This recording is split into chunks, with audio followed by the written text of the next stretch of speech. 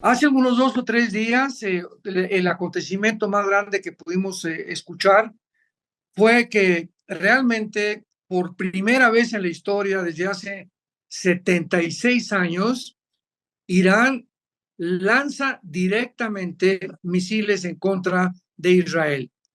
Lo había hecho a través de sus proxies, pues a través de Hezbollah, a través de Hamas, de los Houthis en el Yemen, de ISIS, etcétera, etcétera, pero nunca directamente.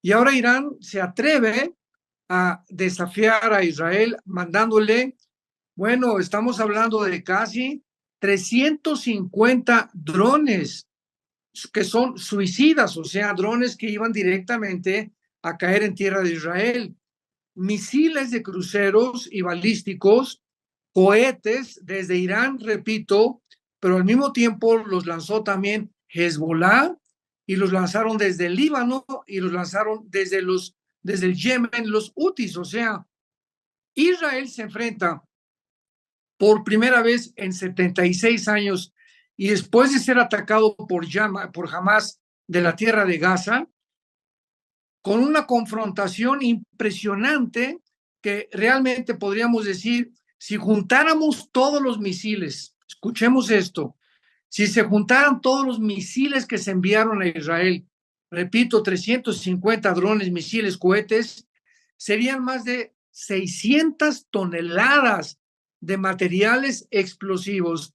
Nos podemos imaginar 60 toneladas de materiales explosivos lloviendo sobre la nación de Israel.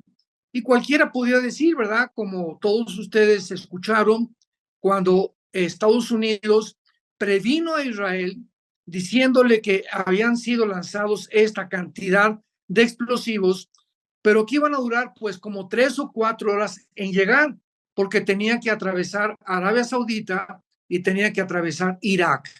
Entonces, en este lapso de tiempo, pues Israel ya estaba preparado, él siempre ha estado preparado. Desde el 1948, cuando se fundó el Estado de Israel, Israel ha estado preparado para cualquier ataque que pudiera recibir, menos el del 7 de octubre, que realmente ahí se los tomó por sorpresa, y esto lo van a explicar posteriormente, después de la guerra en contra de Hamas, por qué fue que los sensores no trabajaron en la franja de Gaza y por lo cual se infiltraron más de 1,000 terroristas de Hamas a la tierra de Israel. Entonces, es increíble de qué forma el 99%, vuelvo a repetir, el 99% de estos 60 toneladas de explosivos, de estos 350 drones, fueron interceptados. Esto es un milagro que solamente Dios lo pudo hacer.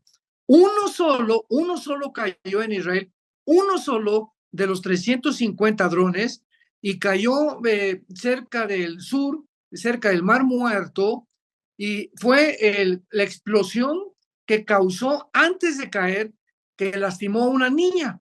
Fue la única víctima, gracias a Dios, de todo este lanzamiento de cohetes y este ataque que lanzó Irán, una niña que le cayó un poco de hierro sobre su cabeza, y fue lo único que se pudo prever que realmente pudiera lastimar a una persona. ¿Qué es lo que vimos aquí? Una superioridad aérea, operativa, tecnológica y de inteligencia de una coalición unida, porque se unieron a Israel, Francia y aún la misma nación de Jordania, que es árabe. Bueno, sabemos que en el siglo XX Jordania y Egipto fueron las dos naciones árabes que por primera vez firmaron un pacto de paz con Israel. Entonces, estamos viendo algo impresionante, porque quiero leerles en primer lugar Jeremías capítulo 31, versículo 35 en adelante, donde Dios hace una promesa a la nación de Israel y dice así. Cierrame la puerta. Jeremías 31, versículo 35. Escuchamos esta promesa porque al mismo tiempo hemos escuchado muchas críticas. He escuchado inclusive a líderes cristianos decir lo siguiente, que completamente desinformados, ¿verdad? Porque esto es absolutamente, es una tragedia que suceda esto dentro del cristianismo, diciendo, es que Irán se está vengando del ataque de Israel. Es que esto es una venganza porque pues en la embajada hace 2 semanas de Irán en Siria, pues se lanzaron unos drones tremendos Israel y pues se nos olvida, o a estas personas les podemos contestar, que Irán tiene bombardeando Israel, aunque no directamente como en esta vez, ya desde el siglo pasado, a través, repito, del grupo de Hezbollah, de Hamas ahora el 7 de octubre, porque todos estos grupos terroristas son financiados por Israel. Así que estas personas que están diciendo y alegando que esta fue una venganza de Irán porque Israel atacó su embajada en Siria, etcétera, etcétera, es absolutamente, completamente, ¿verdad? Jalado de los pelos, porque esta información pues no es correcta. Así que tenemos que entender el trasfondo de todo para no desinformarnos. En medio de todo esto, quiero aprovechar para poder confrontar ahorita, en este momento, los tiempos que estamos enfrentando para poder responder cómo podemos enfrentar los tiempos finales. ¿Cuál debe ser la posición de los cristianos ante tantos eventos, que la invasión a Ucrania, que el eclipse solar? También en el eclipse comenzaron a decir en una, yo les llamo profecías amarillitas, que iba a venir un terremoto tremendo, que era el fin del mundo, que el rapto ya se acercaba, etcétera, etcétera, etcétera. Entonces, ante toda esta situación y ante toda esta desinformación, ¿cómo podemos nosotros enfrentar los tiempos finales? ¿Qué es lo que está pasando en el mundo? ¿Cómo podemos enfrentar estas crisis? Y la Biblia nos da la respuesta. En 2 de Pedro, capítulo 1, versículo 19, creo que es un versículo que todos ustedes han memorizado. Dice así, y tenemos la palabra profética, que es la Biblia, más segura, a la cual haríamos en este tiempo, más que en cualquier otra época del cristianismo, donde se está oscureciendo el panorama, donde aparentemente el horizonte ya no se percibe ninguna claridad, haríamos bien en recurrir a la Biblia. Pero ¿qué es lo que está pasando? Pues los cristianos ni la Biblia llevan ya el domingo a la iglesia y la consultan 1 o 2 veces a la semana. Hay cristianos que hasta 2 o 3 días no leen la Biblia. Entonces, ¿cómo podemos nosotros creer que con una visita el domingo a la iglesia, ante el cúmulo de ataques que estamos recibiendo, podamos enfrentar el mundo tan oscuro que se nos está presentando?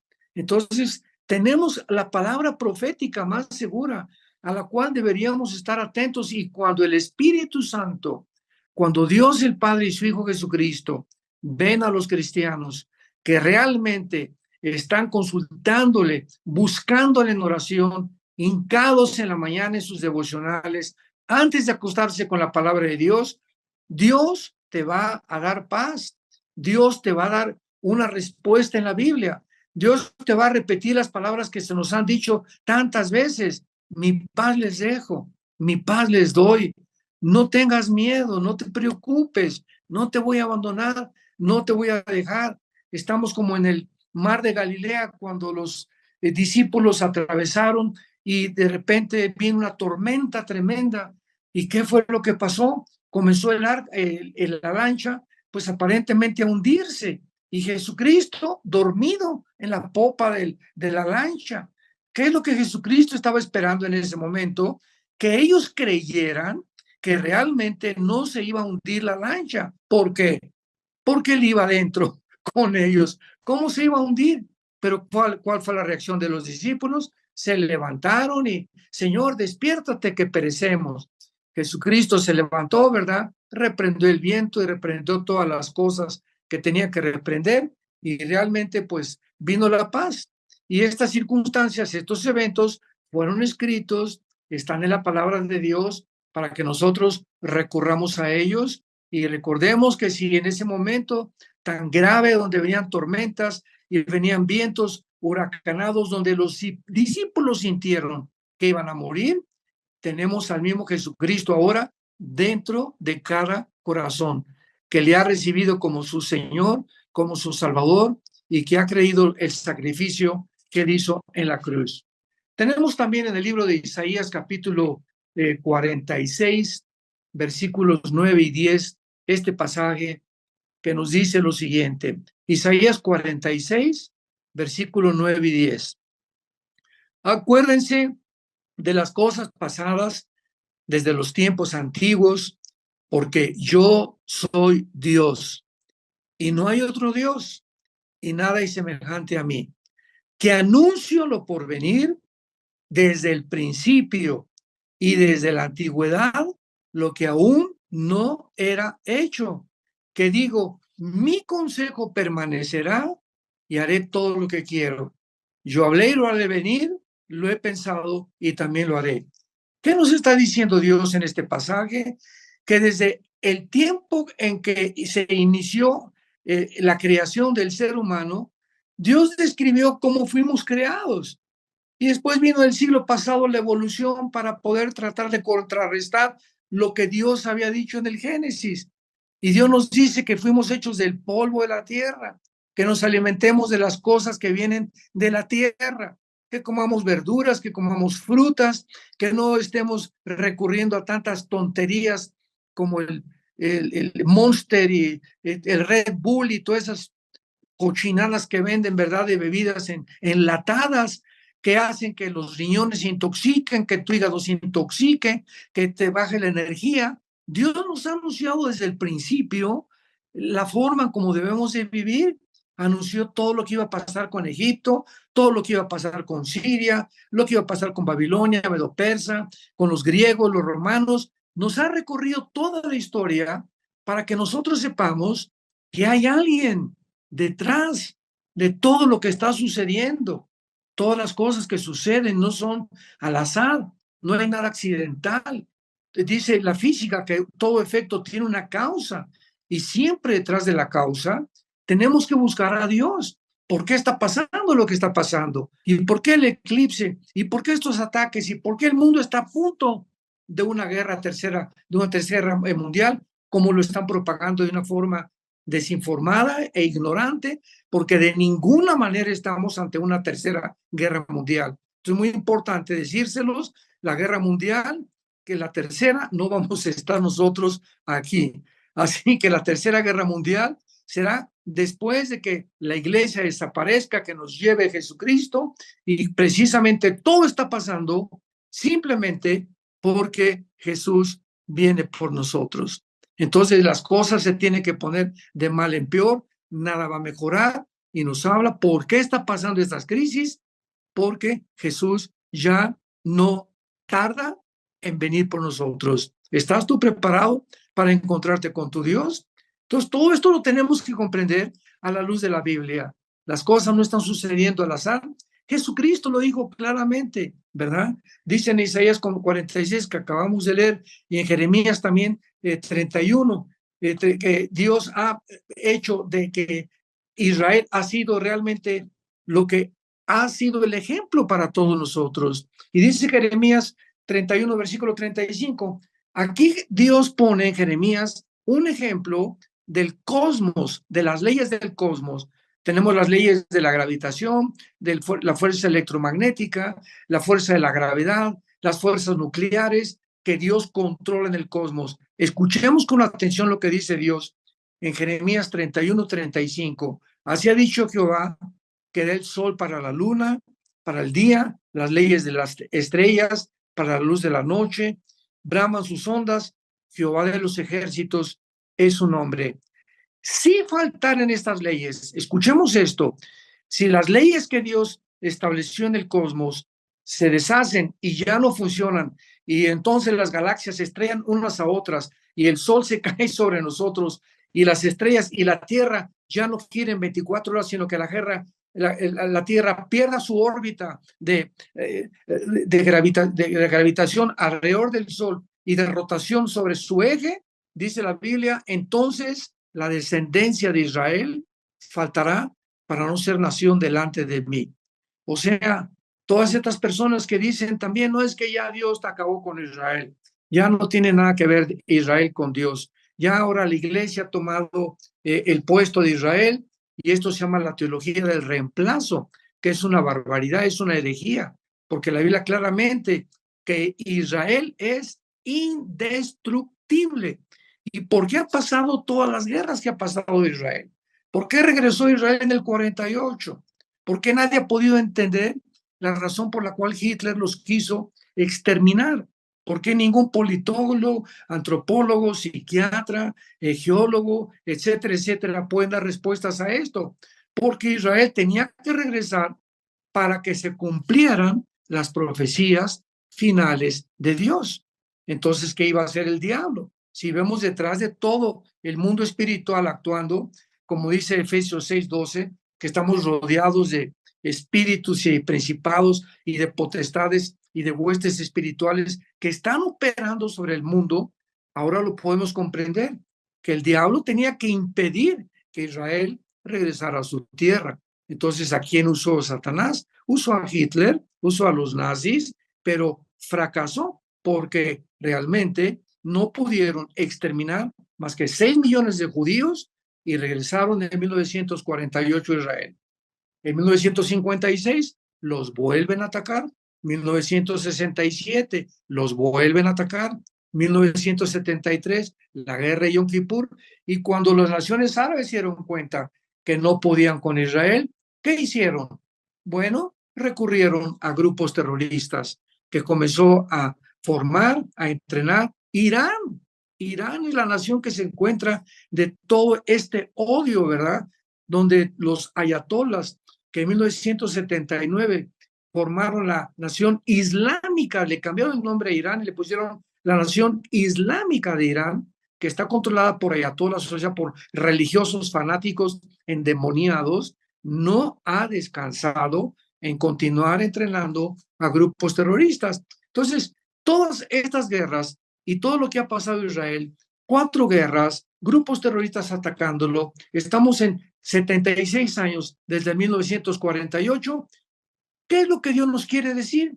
Que Él está cumpliendo las promesas que le prometió a Israel, que es indestructible, que no van a poder nadie borrarlos del mapa, y que aunque aún la iglesia ahorita la levantó y ahorita Israel está en la banca, podríamos decir, como en un partido de fútbol hay jugadores en la banca, no están en la cancha jugando ahorita Israel. Cuando la iglesia sea sacada, entonces Dios regresa. Por eso el libro de Apocalipsis tiene 240 y tantas citas del Antiguo Testamento. Y vemos en el libro de Apocalipsis que como la iglesia va a acabar igual que Israel, en la apostasía va a levantar 144,000 judíos, Dios, para tomar ahora las riendas, y ellos son los que van a acabar la evangelización mundial, los judíos. 112,000 de cada tribu de Israel. Entonces, por eso el Apocalipsis está lleno completamente del altar de Dios, del menorá, de 7 espíritus, de las 7 iglesias, el 7, el 7, el 7, se comienza a repetir de una forma continua y de una forma en la que Dios está tratando de mandarnos un mensaje que Dios no ha acabado con Israel. Como lo explica también Romanos 9, 10 y 11, el apóstol Pablo. Va Dios a levantarlos, y si cayeron, también será muy grande otra vez que vuelva a resurgir Israel antes de que venga Jesucristo en la segunda venida. Entonces, todo esto, si no lo captamos, si no lo entendemos, nos vamos a desanimar. Ahora entendemos por qué Dios escogió a Israel. Como un ejemplo, que si su fidelidad no ha faltado en Israel, pues imaginémonos a nosotros que su Hijo Jesucristo, ¿verdad? Somos la novia, la iglesia de Jesucristo. Y si Él dio su vida en la cruz por nosotros para formar este grupo que se llama la iglesia, la entidad de la iglesia, cuánto más Dios nunca nos va a dejar, Dios no nos va a abandonar, por lo que tenemos que agarrarnos de Jesús, tener comunión con Él hoy más que nunca. Repito y enfatizo esto, y siempre pongo mucho énfasis en esto: no separarnos de la Biblia. Todas las mañanas nuestros devocionales, estudios, estudiar, estar escuchando videos de diferentes personas, ¿verdad? Para que podamos entender que separados de Él, ¿qué cosa? Juan 15, versículo 5, nada podemos hacer. Entonces, todas estas crisis, ¿qué es lo que están? ¿Para qué nos sirven? Para acercarnos a Dios. Torre fuerte es el nombre de Jehová. A él correrá el justo y será levantado. ¿Qué es lo que está diciéndonos Salomón? Dios es como una torre alta, grandísima. Y haz de cuenta que nos están persiguiendo y estamos viendo por todos lados corriendo. ¿Qué vamos a hacer? Vamos a entrar a esa torre y vamos a subir. Y ahí estaremos protegidos por Dios, porque Él es el nombre, la torre fuerte, que es nuestro refugio, nuestro amparo, nuestra fortaleza en todas las tribulaciones. Ahora bien, veamos en estos tiempos finales qué podemos nosotros hablar o qué podemos decir o qué podemos hacer acerca de las profecías que tenemos que se están cumpliendo.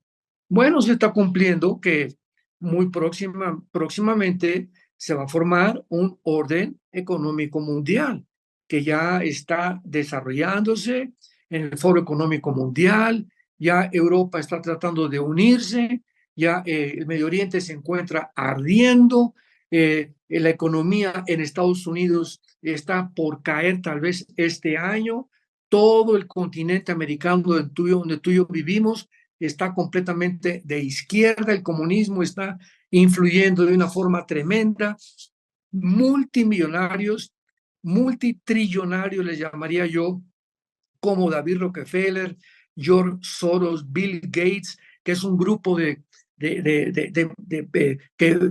hombres, empresarios que forman agencias no gubernamentales donde no tienen que ver nada con la política.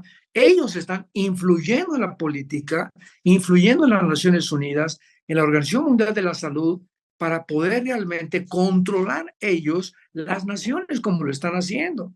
Entonces, este multimillonario como George Soros, Bill Rockefeller, están vertiendo, pero trillones de dólares en el continente americano para influir y que pongan énfasis los países, México y todos los demás, en la ideología de género, que en las escuelas primarias les enseñan a los niños el sexo para debilitar la familia, para debilitar el matrimonio, que es la institución más santa y más sagrada que Dios ha formado. Entonces, todos estos ataques tenemos que entenderlo. ¿Por qué es la familia?